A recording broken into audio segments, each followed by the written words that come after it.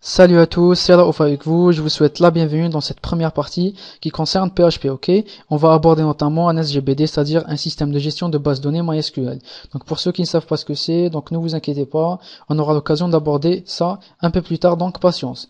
Donc comme j'avais dit, PHP va nous permettre de dynamiser notre site, c'est-à-dire on va pouvoir rajouter un forum, donc une newsletter, un système de gestion de profil. Donc on va gérer notre contenu, notre site avec, donc comme j'avais dit, un SGPD. Ok. Donc PHP est un langage de programmation côté serveur, c'est-à-dire il nous faut rendre notre ordinateur réagir comme un serveur puisqu'on travaille en local. Donc pour ce faire, vous téléchargez un logiciel. Donc il y a plusieurs logiciels, il y a EasyPHP, exemple. Donc personnellement moi j'utilise EasyPHP. Donc vous le téléchargez. Donc il y a plein de sites qui proposent de télécharger. Donc si vous ne savez pas télécharger un logiciel, donc je vous conseille d'éteindre votre ordinateur et d'aller dormir. Donc vous n'êtes pas fait pour ces vidéos, ok?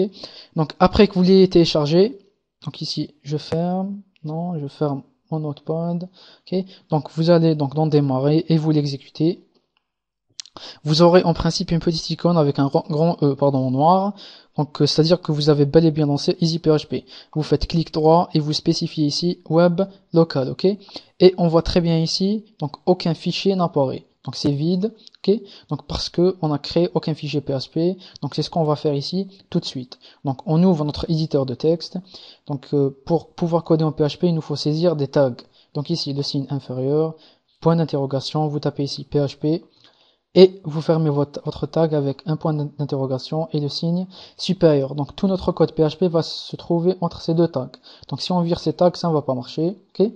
Donc quand on apprend un langage de programmation, on nous apprend de suite à afficher du texte à l'écran. Donc c'est ce qu'on va faire. Donc pour afficher du texte à l'écran avec PHP, vous saisissez la fonction echo.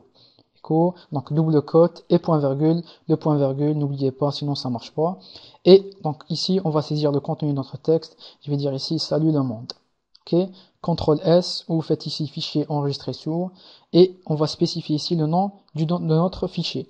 Donc avant de faire ça, je vais vous expliquer une chose super importante.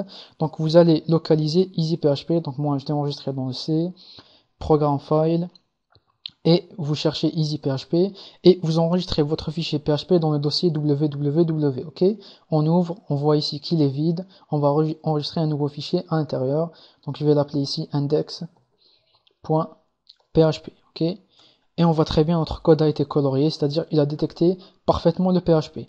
On va faire ici un petit check, j'actualise, ici j'actualise, donc ici ça prend un peu de temps, donc on voit ici parfaitement le salut le monde qui s'affiche, ok.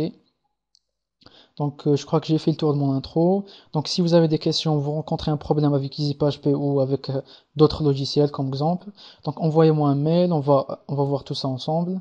Je vous remercie et on se voit donc dans les prochaines parties.